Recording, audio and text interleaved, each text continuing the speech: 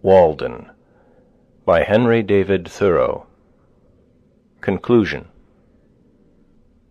To the sick the doctors wisely recommend a change of air and scenery.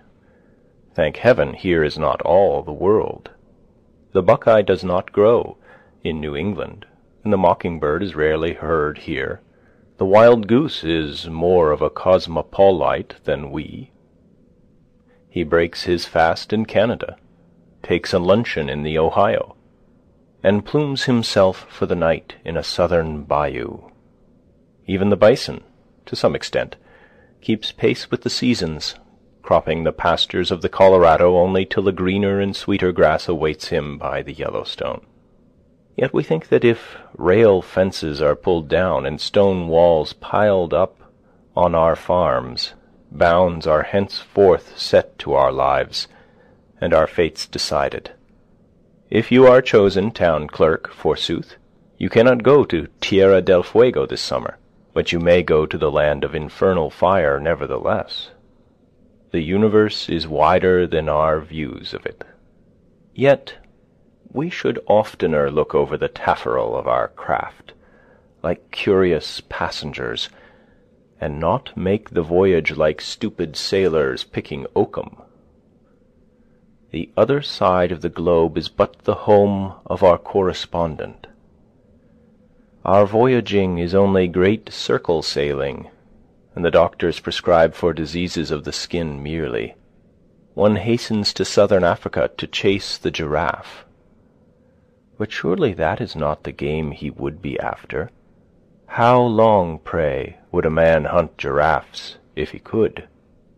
Snipes and woodcocks also may afford rare sport, but I trust it would be nobler game to shoot one's self. Direct your eye inward, and you'll find 1,000 regions in your mind yet undiscovered. Travel them, and be expert in home cosmography. What does Africa, what does the West stand for? Is not our own interior white on the chart, black though it may prove, like the coast when discovered? Is it the source of the Nile or the Niger or the Mississippi or a northwest passage around this continent that we would find? Are these the problems which most concern mankind?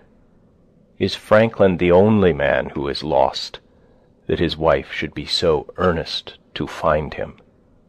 Does Mr. Grinnell know where he himself is? Be rather the Mungo Park, the Lewis and Clark and Frobisher of your own streams and oceans.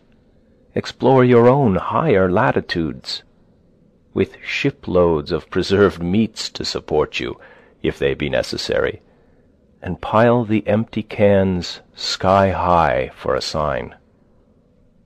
Were preserved meats invented to preserve meat merely?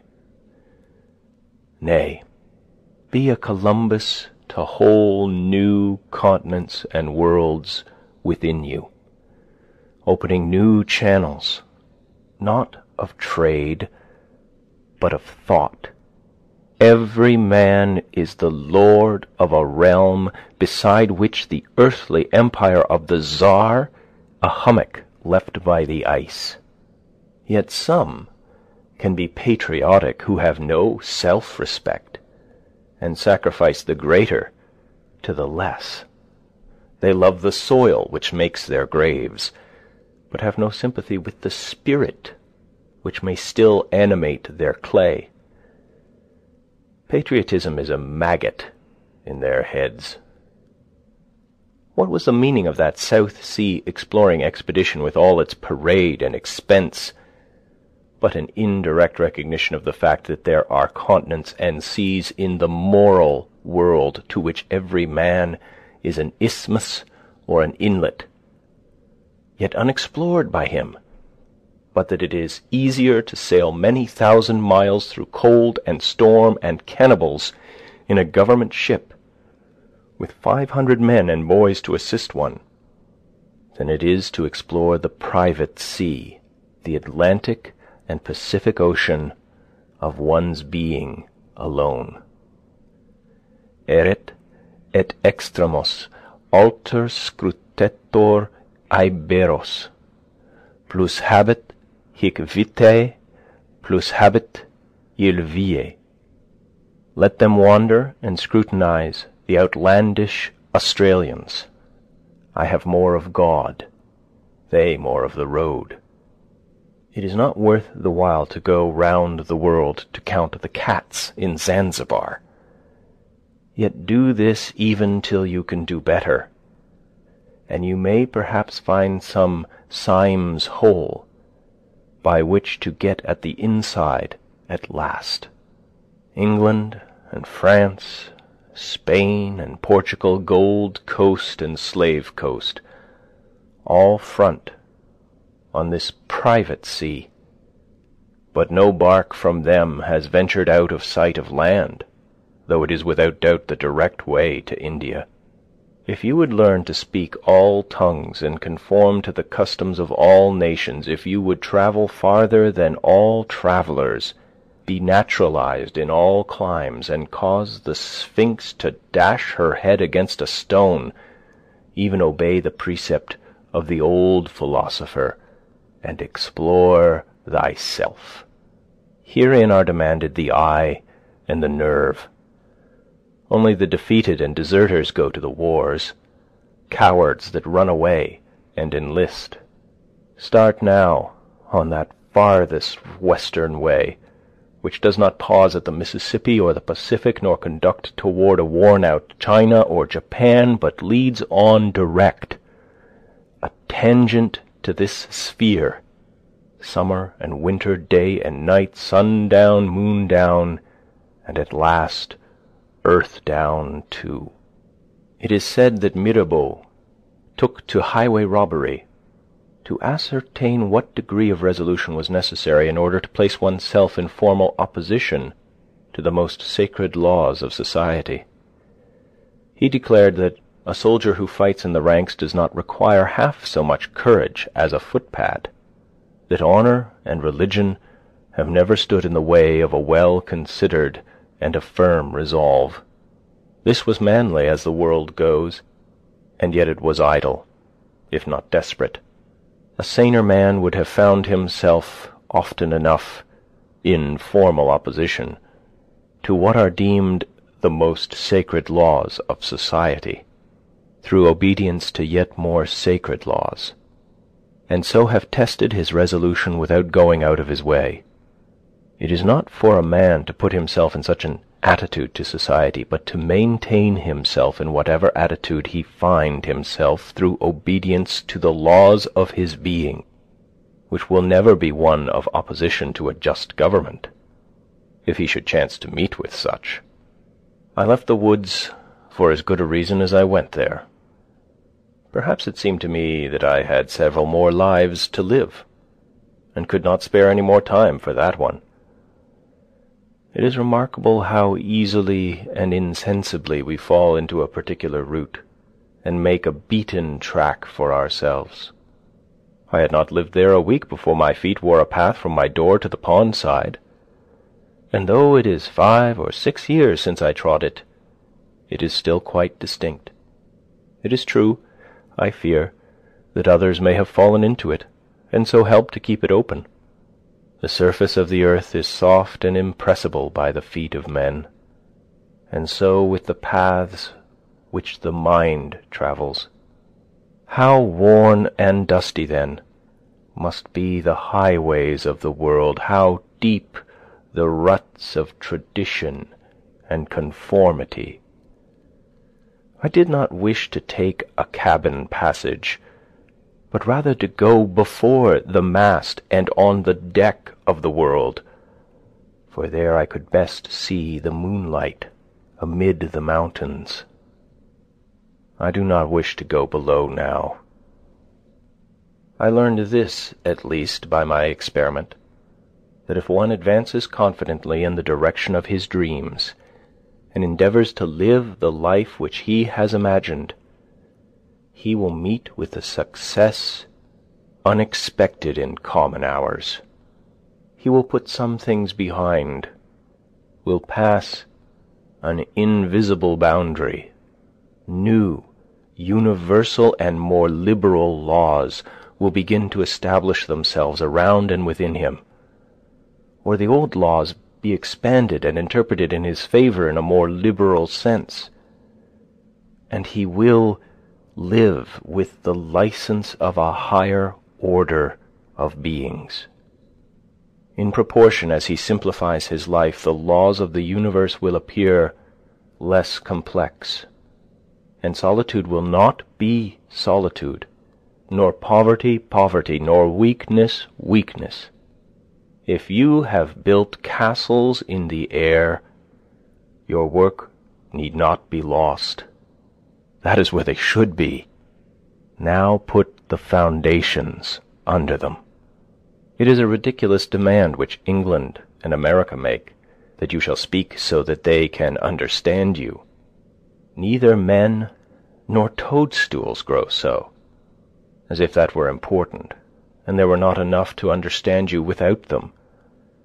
As if nature could support but one order of understandings, could not sustain birds as well as quadrupeds, flying as well as creeping things, and hush and woe, which Bright can understand, were the best English. As if there were safety in stupidity alone. I fear chiefly lest my expression may not be extravagant enough, may not wander far enough beyond the narrow limits of my daily experience, so as to be adequate to the truth of which I have been convinced. Extravagance. It depends on how you are yarded. The migrating buffalo which seeks new pastures in another latitude is not extravagant, like the cow which kicks over the pail, leaps the cow-yard fence, and runs after her calf in milking time. I desire to speak somewhere without bounds, like a man in a waking moment, to men in their waking moments, for I am convinced that I cannot exaggerate enough even to lay the foundation of a true expression. Who that has heard a strain of music feared then lest he should speak extravagantly any more forever, in view of the future or possible? We should live quite laxly and undefined in front, our outlines dim and misty on that side, as our shadows reveal an insensible perspiration toward the sun. The volatile truth of our words should continually betray the inadequacy of the residual statement. Their truth is instantly translated. Its literal monument alone remains. The words which express our faith and piety are not definite, yet they are significant and fragrant, like frankincense to superior natures. Why level downward to our dullest perception always, and praise that as common sense? The commonest sense is the sense of men asleep, which they express by snoring.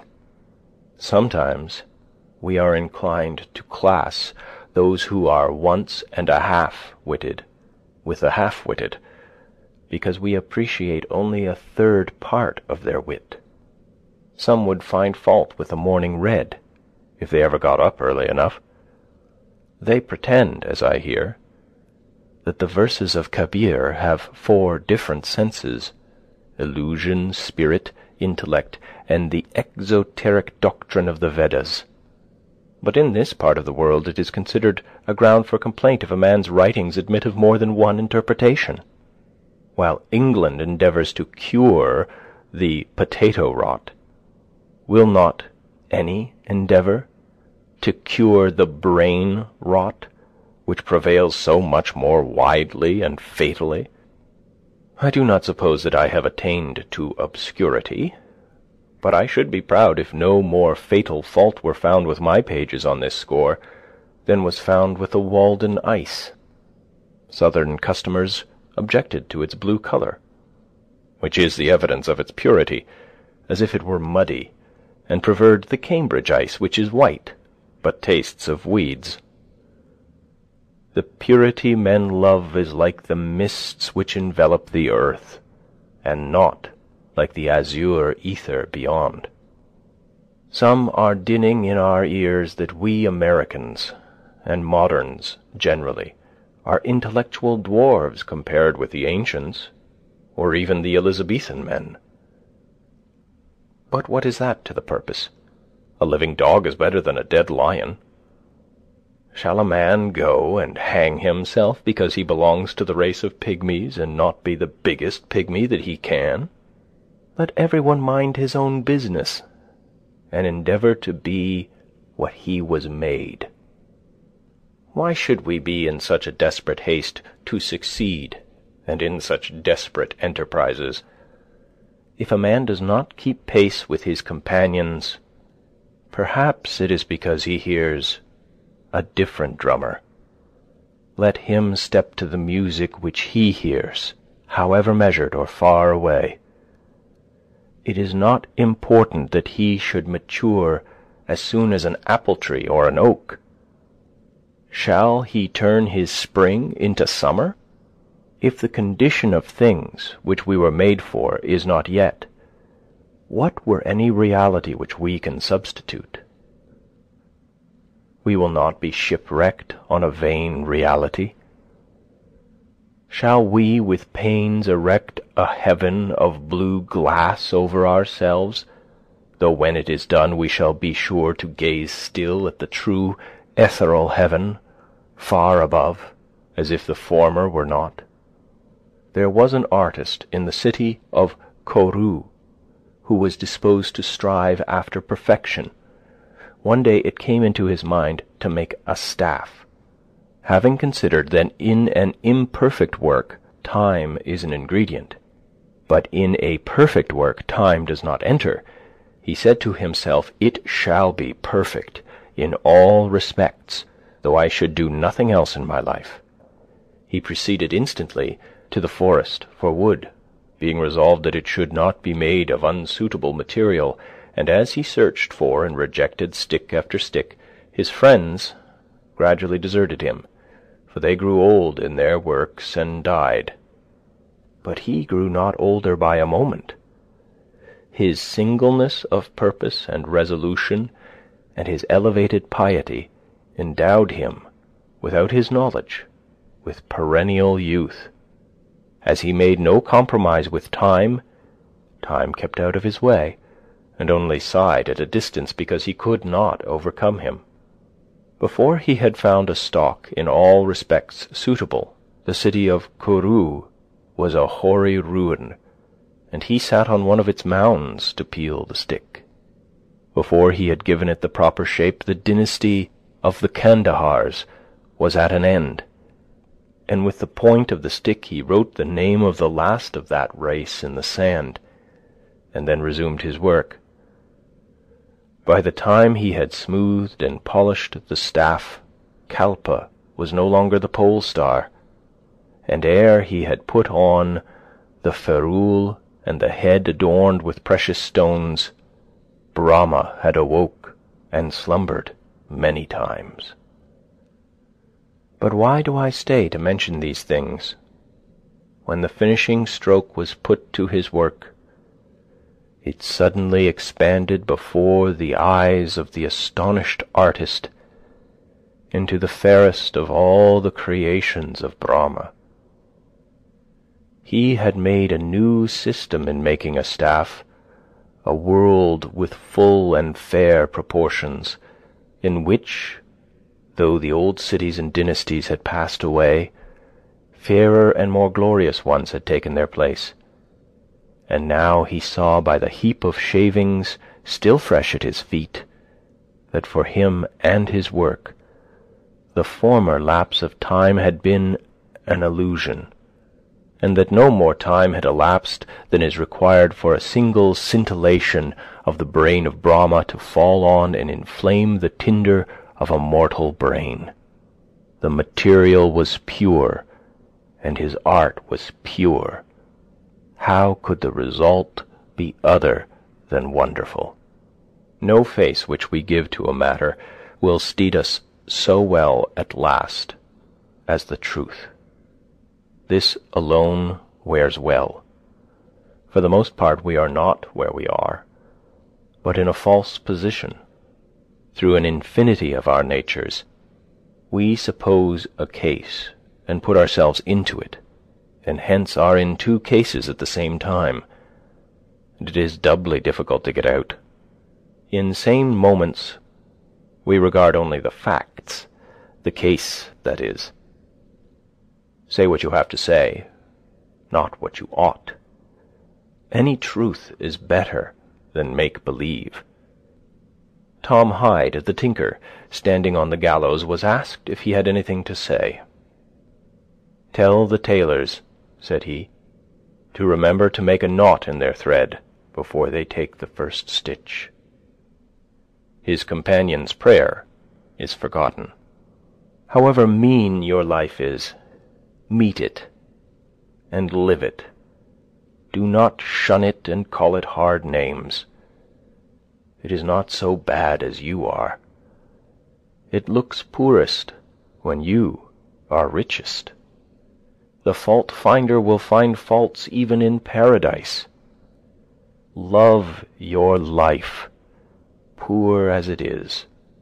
You may perhaps have some pleasant, thrilling, glorious hours, even in a poor house. The setting sun is reflected from the windows of the almshouse as brightly as from the rich man's abode. The snow melts before its door as early in the spring. I do not see but a quiet mind may live as contentedly there, and have as cheering thoughts as in a palace. The town's poor seem to me often to live the most independent lives of any. Maybe they are simply great enough to receive without misgiving. Most think that they are above being supported by the town, but it oftener happens that they are not above supporting themselves by dishonest means, which should be more disreputable. Cultivate poverty like a garden herb, like sage. Do not trouble yourself much to get new things, whether clothes or friends. Turn the old, return to them. Things do not change, we change. Sell your clothes and keep your thoughts. God will see that you do not want society. If I were confined to a corner of a garret all my days like a spider, the world would be just as large to me while I had my thoughts about me. The philosopher said, "From an army of 3 divisions, one can take away its general and put it in disorder. From the man, the most abject and vulgar, one cannot take away his thought." Do not seek so anxiously to be developed, to subject yourself to many influences to be played on. It is all dissipation. Humility like darkness reveals the heavenly lights. The shadows of poverty and meanness gather around us, and lo, creation widens to our view. We are often reminded that if there were bestowed on us the wealth of Croesus, our aims must still be the same, and our means essentially the same. Moreover, if you are restricted in your range by poverty, if you cannot buy books and newspapers, for instance, you are but confined to the most significant and vital experiences. you are compelled to deal with the material which yields the most sugar and the most starch. It is life near the bone where it is sweetest. You are defended from being a trifler. No man loses ever on a lower level by magnanimity on a higher. Superfluous wealth can buy superfluities only. Money is not required to buy one necessary of the soul. I live in the angle of a leaden wall, into whose composition was poured a little alloy of bell metal. Often in the repose of my midday, there reaches my ears a confused tintinnabulum from without. It is the noise of my contemporaries. My neighbors tell me of their adventures with famous gentlemen and ladies, what notabilities they met at the dinner table, but I am no more interested in such things than in the content of the Daily Times. The interest and the conversation are about costume and manners chiefly, but a goose is a goose still, dress it as you will. They tell me of California and Texas, of England and the Indies, of the Honorable Mr. Blank, of Georgia or of Massachusetts, all transient and fleeting phenomena, till I am ready to leap from their courtyard like the Mameluke Bey. I delight to come to my bearings, not walk in procession with pomp and parade in a conspicuous place, but to walk even with the builder of the universe, if I may, not to live in this restless, nervous, bustling, trivial 19th century, but stand or sit thoughtfully while it goes by. What are men celebrating?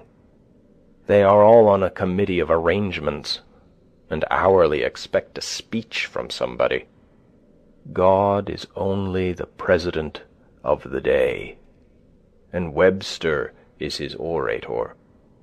I love to weigh, to settle, to gravitate toward that which most strongly and rightfully attracts me, not hang by the beam of the scale and try to weigh less, not suppose a case, but take the case that is, to travel the only path I can, and that on which no power can resist me. It affords me no satisfaction to commerce, to spring an arch before I have got a solid foundation. Let us not play at Kittley benders. There is a solid bottom everywhere. We read that the traveller asked the boy if the swamp before him had a hard bottom. The boy replied that it had. But presently the traveller's horse sank in up to the girths, and he observed to the boy, "I thought you said this bog had a hard bottom." "So it has," answered the latter, "but you've not got halfway to it yet." So it is with the bogs and quicksands of society. But he is an old boy that knows it. Only what is thought, said, or done at a certain rare coincidence is good. I would not be one of those who will foolishly drive a nail into mere lath and plastering. Such a deed would keep me awake nights. Give me a hammer, and let me feel for the furring. Do not depend on the putty. Drive a nail home, and clinch it so faithfully that you can wake up in the night and think of your work with satisfaction, a work at which you would not be ashamed to invoke the muse. So will help you God, and so only. Every nail driven should be as another rivet in the machine of the universe, you carrying on the work, rather than love, than money, than fame. Give me truth. I sat at a table, where rich food and wine in abundance and obsequious attendance, but sincerity and truth were not. And I went away hungry from the inhospitable board. The hospitality was as cold as the ices. I thought that there was no need of ice to freeze them. They talked to me of the age of the wine and the fame of the vintage, but I thought of an older, a newer, and purer wine, of a more glorious vintage, which they had not got, and could not buy. The style, the house and grounds, and entertainment pass for nothing with me. I called on the king, but he made me wait in his hall, and conducted like a man incapacitated for hospitality. There was a man in my neighborhood who lived in a hollow tree. His manners were truly regal. I should have done better had I called on him. How long shall we sit in our porticos, practising idle and musty virtues, which any work would make impertinent, as if one were to begin the day with long suffering, and hire a man to hoe his potatoes, and in the afternoon go forth to practice Christian meekness and charity with goodness aforethought? Consider the China, pride, and stagnant self-complacency of mankind. This generation inclines a little to congratulate itself on being the last of an illustrious line, and in Boston and London and Paris and Rome, thinking of its long descent, it speaks of its progress in art and science and literature with satisfaction. There are the records of the philosophical societies, and the public eulogies of great men. It is the good Adam contemplating his own virtue. Yes, we have done great deeds, and sung divine songs which shall never die. That is, as long as we can remember them. The learned societies and great men of Assyria, where are they? What youthful philosophers and experimentalists we are! There is not one of my readers who has yet lived a whole human life. These may be but the spring months in the life of the race. If we have had the 7 years' itch, we have not seen the 17-year locust yet in Concord.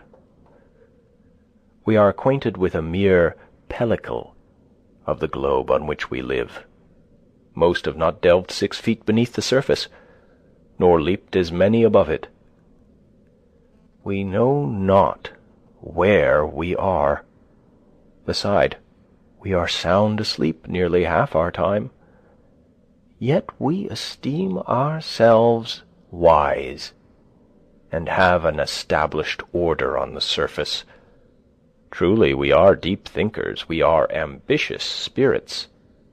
As I stand over the insect crawling amid the pine needles on the forest floor, and endeavoring to conceal itself from my sight, and ask myself why it will cherish those humble thoughts, and bide its head from me who might perhaps be its benefactor, and impart to its race some cheering information, I am reminded of the greater benefactor and intelligence that stands over me, the human insect.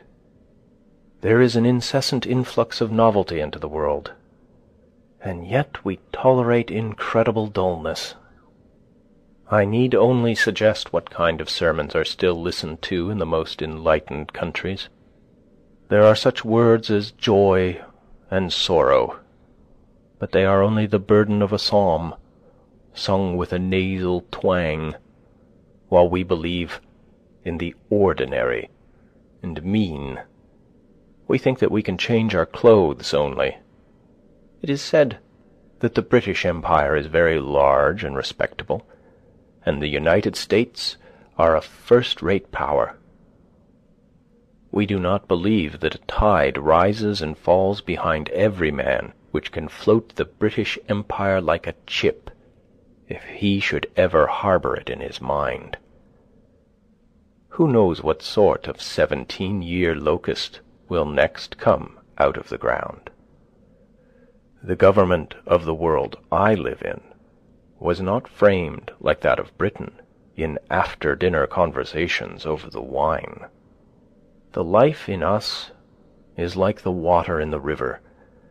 It may rise this year higher than man has ever known it, and flood the parched uplands. Even this may be the eventful year which will drown out all our muskrats. It was not always dry land where we dwell.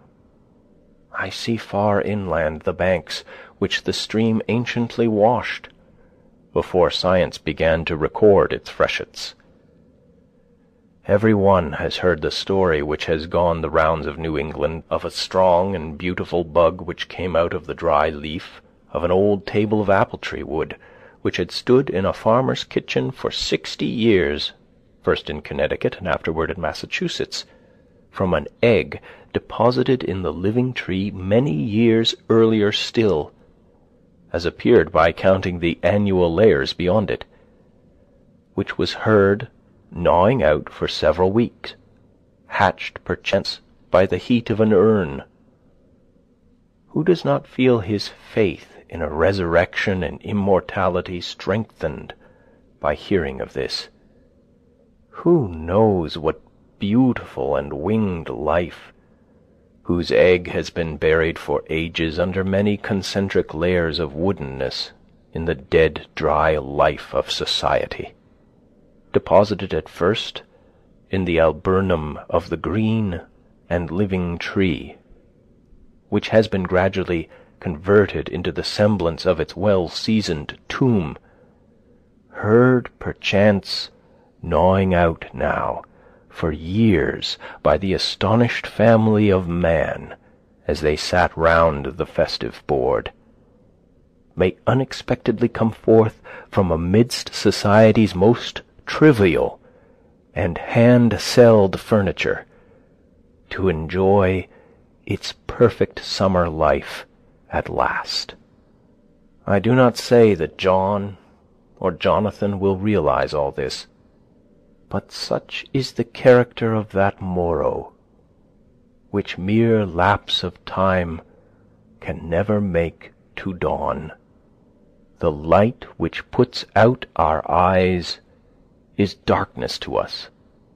Only that day dawns to which we are awake. There is more day to dawn.